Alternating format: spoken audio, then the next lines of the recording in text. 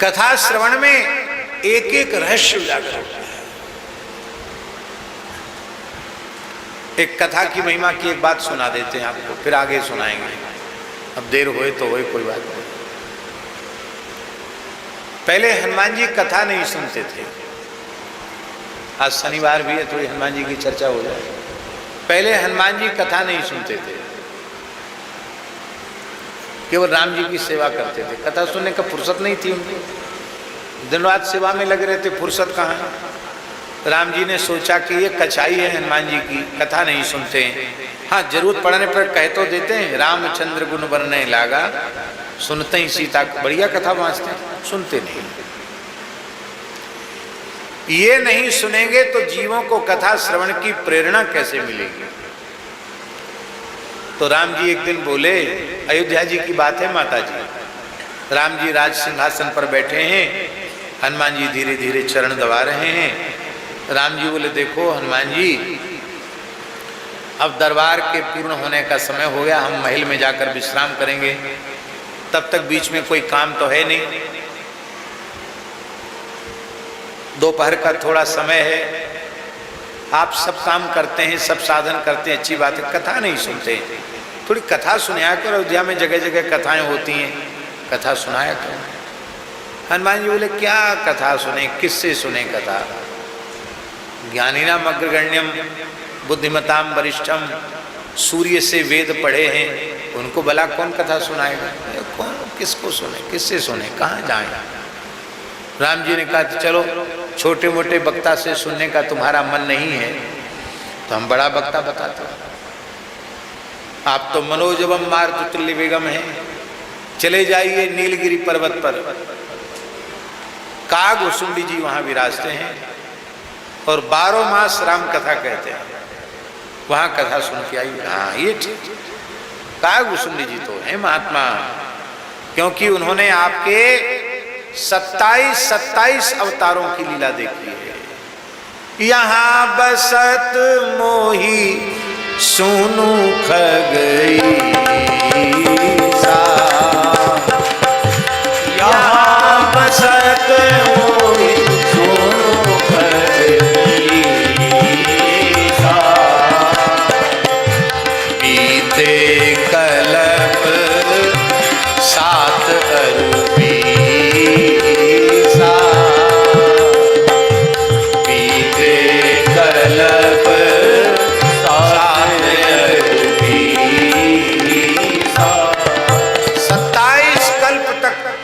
राम जी की लीला देख चुके हैं।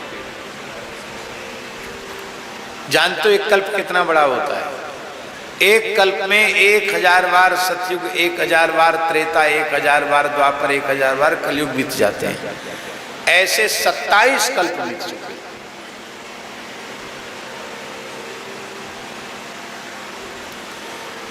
14 मनवंतर का एक कल्प होता है, 27 कल्प बीत गए। हनुमान जी गए, आओ आओ हनुमान जी, बैठो बैठो। महाराज, औपचारिकता की आवश्यकता नहीं, आप तो कथा सुनाएं। उस समय कागभूषण जी कथा में हनुमान जी के द्वारा लंका दहन की ही कथा सुना रहे थे। हनुमान जी जानकी जी की सुध लेने गए तो कागभूषण जी ने कथा सुनाई कि जैसे ही जामवंत जी ने कहा राम काज लग तब अवतारा, सुनते ही भयो पर्वताकारा, हनुमान जी विशाल हो गए। हनुमान जी ने एक चरण तो रखा समुद्र के इस पार, दूसरा चरण उस पार लगा, उड़े उड़े कुछ नहीं, एक डग में समुद्र पार कर गए। हो संगनी मंगनी सब खत्म कर दी उन्होंने। और लंका में गए, कोई रात में नहीं गए, दिन दहाड़े पूरी लंका घूम के देख के आए। राक्षसों ने उपद्रव किया, ये रावण जानकी जी को कष्ट दे रहा है, ये देखकर हनुमान जी को बड़ा क्रोध आया और हनुमान जी ने लंका में खड़े होकर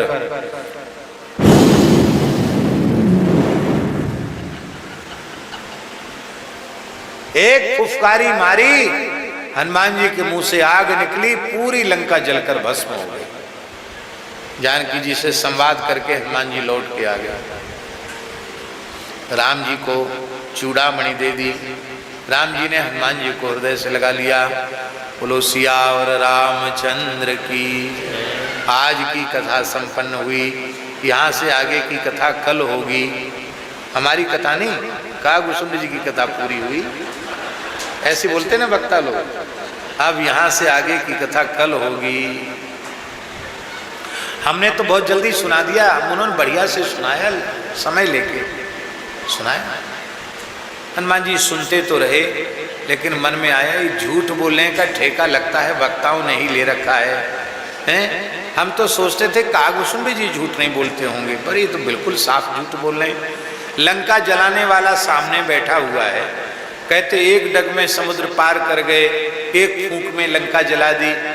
तो भैया लंका तो एक फूंक में नहीं जली, मेरी पूंछ में आग लगाई गई, और कितना हमको पापड़ बेलने पड़े, कितना तिरस्कार सहना पड़ा, ये तो हम ही जानते हैं। तो हमारे सामने एक मनगढ़ंत कथा सुना दी उन्होंने। तो प्रणाम किया और हनुमान जी वहां से चल गए। राम जी के पास आए। राम जी ने कहा कहो हनुमान जी कथा सुनाए। बोले हाँ आपने कहा था, आपकी आज्ञा का पालन करे आए। अरे ऐसे कैसे बोल रहे हो ढीले ढाले, कथा नहीं सुनी? क्या सुन के आए कथा में? अरे बोले महाराज बड़ी झूठी बात बोल रहे थे, देखो संत के वचन में विश्वास मत करो। कागभूषुंड जी का स्वार्थ क्या है जो वो झूठ बोलेंगे?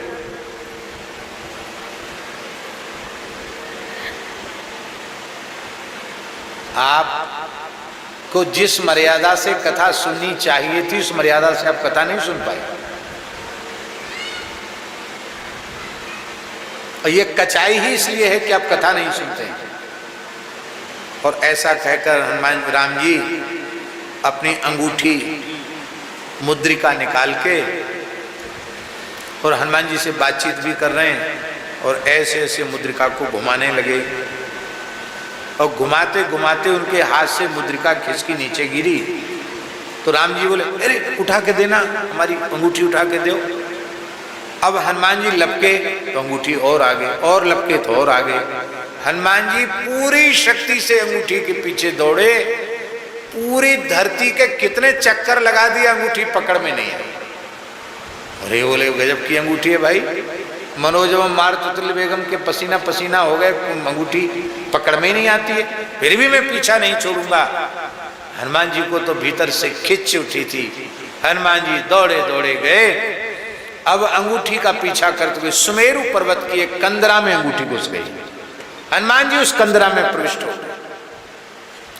जैसे प्रवेश हुए वहां एक विशाल काय बानर द्वार पर खड़ा था। बोले हम किस लिए खड़े हैं? कहा तुम जिस लिए खड़े हो खड़े रहो, मेरे स्वामी की अंगूठी भीतर गई है, मैं जा रहा हूं। कौन हो तुम? बोले मैं आंजनेय हनुमान हूं, श्री राम जी का दूत हनुमान हूं। तो वो बंदर बड़ी जोर से हंसा। अरे शर्म नहीं आती झूठ बोलने में? इतना कमजोर बंदर कब से हनुमान हो गया? तुम बिल्कुल साफ झूठ बोल रहे हो, तुम हनुमान हो ही नहीं सकते। हनुमान जी तो भीतर बैठे हैं।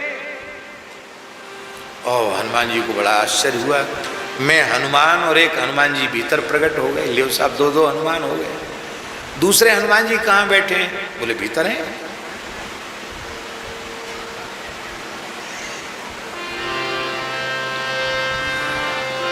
तो बोले अब तब ठीक है, आप उनसे अनुमति ली तो हम जा सकते। बोले नहीं, उनसे पूछना पड़ेगा, हनुमान जी से आज्ञा लेनी पड़ेगी। तो ठीक है, हम यहीं द्वार पर खड़े हैं, हनुमान जी से पूछ के आओ। बानर गया, प्रणाम महाराज, कहो सेवक क्या संदेश लाए हो?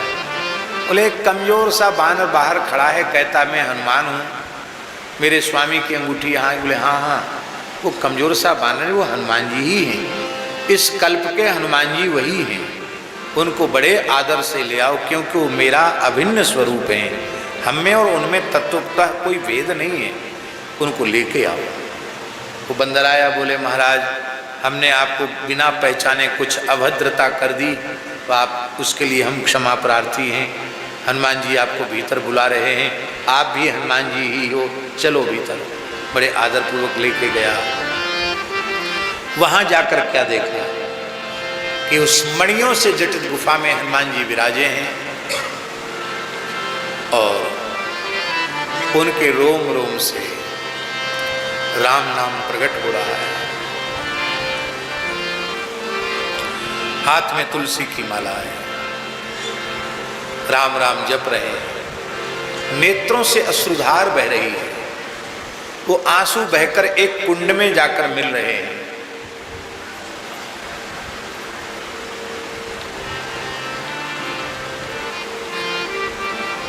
उस पूरी गुफा का वातावरण ही दिव्य है। हनुमान जी सब कुछ भूल गए। उस गुफा के कण कण से, हनुमान जी के रोम रोम से राम राम राम राम राम राम राम राम राम राम राम राम राम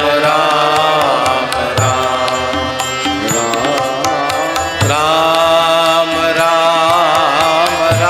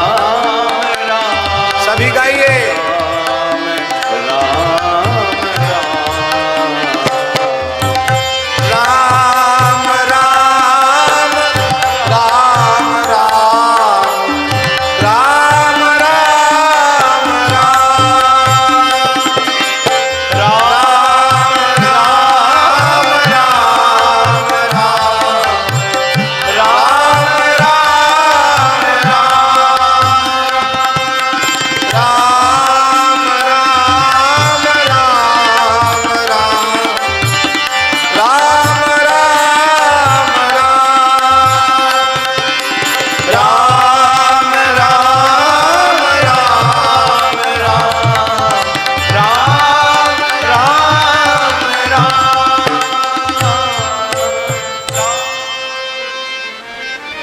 हनुमान जी तो एकदम बेसुध हो गए, राम नाम का कीर्तन सुन करके आनंद में विवल हो गए। हनुमान जी उठे, वहां वाले हनुमान जी, गुफा वाले, और उन्होंने हनुमान जी को हृदय से लगाया, अपने बगल में बिठा लिया। कहो कैसे आए हो? बोले मेरे प्रभु की अंगूठी उनके हाथ से गिरी, उसको पकड़ने के लिए मैं दौड़ रहा हूं, पूरे ब्रह्मांड के कई कई चक्कर लगा लिए। ये अंगूठी आपकी गुफा में चली आई, उसे लेने आया हूं। तब उन्होंने कहा देखो इस कुंड में देखो। तो कुंड में देखा, उस कुंड में लाखों अंगूठियां थी, लाखों एक जैसे। बोले इनमें से जो हो उसको निकाल ले जाओ। तो महाराज इस कुंड में इतनी अंगूठियां कैसे भरी हुई हैं? बोले जब जब हनुमान जी को थोड़ा अपने मन में ये होता है कि मैंने ये किया, तब तक हनुमान जी अंगूठी व राम जी अंगूठी वाली लीला करते हैं। और अहंकार का नाश केवल कथा सुनने से होता है। तो तुमको कथा सुनने में लगाना चाहते हैं, इसलिए राम जी ने लीला की है। हमारे साथ भी यही लीला की थी, कोई चिंता की बात नहीं। और देखो कथा सुनकर जो तुम्हारे मन में संदेह हुआ ना, वो ठीक नहीं था। जिस कल्प में एक डग से समुद्र लांगा था और एक फूंक से लंका जलाई थी, वो हनुमान मैं हूं। क्या वो हनुमान, तुमने अलग तरीके से वही काम किया, हमने अलग तरीके से किया, हमको ज्यादा ताकत देके भगवान ने भेजा था। और हनुमान जी का संदेह दूर हो गया।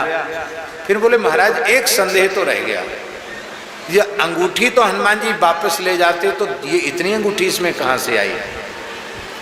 ये राम जी की लीला है, जब अंगूठी इसमें गिरती है तो एक रूप अंगूठी का वहीं रह जाता है और वो दूसरी अंगूठी उसी के जैसी दूसरी अंगूठी से अंगूठी प्रकट होकर के उसे हनुमान जी ले जाते। तुम ले जाओ। लेकर के राम जी की अंगूठी राम जी को दी। बोले कहो हनुमान जी क्या बात है? बोले अब बात तो ठीक है, जितनी सेवा बनेगी उतनी सेवा करेंगे, बाकी अब तो हम कथा ही सुनेंगे। बोलो भक्त वत्सल भगवान की जय। अब तो हम कथा सुनेंगे। इतने प्रेमी हो गए हनुमान जी कथा श्रवण के कि राम जी अयोध्या से सबको लेकर साकेत जाने लगे। कीट पतंग तक को लेकर के राम जी साकेत गए, सबको ले गए साकेत। हनुमान जी बोले हम नहीं जाएंगे। क्यों आप नहीं जाएंगे? बोले हम यहीं रहेंगे। क्यों रहेंगे? वाल्मीकि रामायण का श्लोक, यावत् तव कथा लोके प्रचरिष्यति पावनी तावत् स्थास्यामि लोकेस्मिन् तवाज्ञामनुपालयन्। जब तक आपकी कथा इस धरती पर गाई जा रही है तब तक मैं न शरीर त्यागूंगा और न धरती त्यागूंगा, तब तक इस धरती पर ही रहूंगा, आपकी आज्ञा का पालन करता हूं। क्योंकि आप तो कथा में ही विराजते हैं। हनुमान जी जानते हो कैसी कथा कहते हैं, कैसी कथा सुनते हैं? यत्र यत्र रघुनाथ कीर्तनम तत्र तत्र कृतमस्तकांजलिं बाष्पवारि परिपूर्ण लोचनम मारुतिं नमत राक्षसांतकम। जहां कहीं भगवान के नाम रूप लीला का कीर्तन होता है वहां सबसे पहली उपस्थिति हनुमान जी की होती है। हनुमान जी सबसे पहले उपस्थित होते हैं और मस्तक झुकाकर अंजलि बांधकर खड़े हो जाते हैं। अविरल नेत्रों से श्रुधारा बहती रहती है। यत्र यत्र रघुनाथ कीर्तनम तत्र तत्र कृतमस्तकांजलिं बाष्पवारि परिपूर्ण लोचनम मारुतिं नमत राक्षसांतकम। ऐसे हनुमान जी को हम सब प्रणाम करते हैं। हनुमान जी कथा सुनने की प्रेरणा देते हैं। प्रभु चरित्र सुनिवे को रसिया, प्रभु चरित्र सुनिवे को रसिया, राम लखन सीता मन बसिया, राम लखन सीता मन बसिया। ये हनुमान चालीसा की जो चौपाई, इसका अर्थ क्या है? इसका अर्थ ये तो है ही है कि श्री राम जी के चरित्र श्रवण में हनुमान जी बड़े रसिक हैं और उनके हृदय में राम लक्ष्मण जानकी जी निरंतर निवास करते हैं, तो है ही है। दूसरा अर्थ ये है कि तुम भी प्रभु चरित्र श्रवण के रसिक बनो तो तुम्हारे हृदय में भी राम लखन सीता मन बसिया, तुम्हारे मन में भी राम लक्ष्मण सीता जी का निवास हो जाएगा। इसलिए कथा जरूर सुननी। श्रोताओं की भी एक भूमिका होती है। हमारे ठाकुर जी के जो श्रोता हैं वो एकदम नए लोग उतना रसास्वादन नहीं कर पाते, जो कई कथाएं सुन चुके हैं। वृंदावन में देखो, कहीं भी कथा होती है, कैसे कैसे नाम जापक संत, कैसे कैसे लोग कहते हैं कि जिसकी कथा में किसी प्रचार प्रसार की जरूरत न हो और खूब संतों की उपस्थिति हो तो किसकी कथा कराओ? लो मलुक पीठ वाले को बुला लो। संतों का, ब्रजवासियों का इतना प्रेम है। वृंदावन की स्थिति माता जी ये है कि बड़े से बड़ा विश्व प्रसिद्ध वक्ता वृंदावन जाए तो जितने श्रोता लेके जाएगा उतने श्रोता रहेंगे पास में। ब्रजवासी कोई नहीं जाता सुनने कथा, ब्रजवासी कथा सुनने ना जाए। भाई वाकई तो घर की कथा है, कहाँ सुनवे की फुर्सत है। पर इन ब्रजवासियों की इस दास पर इतनी कृपा है कि चाहे नंदगाम में जाएं, चाहे बरसाने में जाएं और चाहे गिरिराज जी में जाएं, संत तो आते ही हैं ब्रजवासी कथा श्रवण करने। अभी 1 महीने की कथा है अपनी सूरश्याम गौशाला में, गुरु पूर्णिमा से श्रावण पूर्णिमा तक चंद्र सरोवर पर। वहां भागवत जी की कथा चल रही है 17 वर्ष से। कितने वर्षों से? बीच बीच में 15 दिन की भी कथा कह चुके, 1 महीने की भी कथा कह चुके, और अभी 9वें स्कंध तक पहुंचे हैं 17 साल में। इस बार विचार है कि 1 महीना में पूरा करने का प्रयास करेंगे, क्योंकि हमारा यजमान जो लगातार कथा सुन रहा है, गौ भक्त हैं, वो भी अब बड़े बूढ़े हो गए, बेचारे बहुत वृद्ध हो गए। तो इस बार मन है कि इस बार पूरा कर देना। पर 1 श्लोक के क्रम से कथा चल रही, बहुत आनंद है, बहुत आनंद। तो आप देखना, यहाँ हो सकता है पास के लोग ना आकर कथा सुने, पर आप गिरिराज जी में या ब्रज में कहीं भी कथा सुनने में आप देखना 100 किलोमीटर दूर से लोग आके कथा सुन के फिर चले जाते हैं। आप सोचो, दिल्ली से आके, आगरा से आके कथा सुन के चले जाएंगे। यहाँ भी बहुत दूर दूर से लोग आए, कथा के प्रेमी तो कथा के प्रेमी। इसलिए भैया खूब कथा सुनो। जब कथा सुनते सुनते धीरे धीरे उसका रस आने लग जाएगा, फिर कथा आप जीवन में छोड़ नहीं पाएंगे। सब कुछ छोड़ देंगे पर कथा नहीं छोड़ पाएंगे। कथा में प्रेम हो जाए तो समझ लेना कि जीव का कल्याण बहुत नजदीक है, बहुत निकट है। भगवान की कथा की ऐसी महिमा।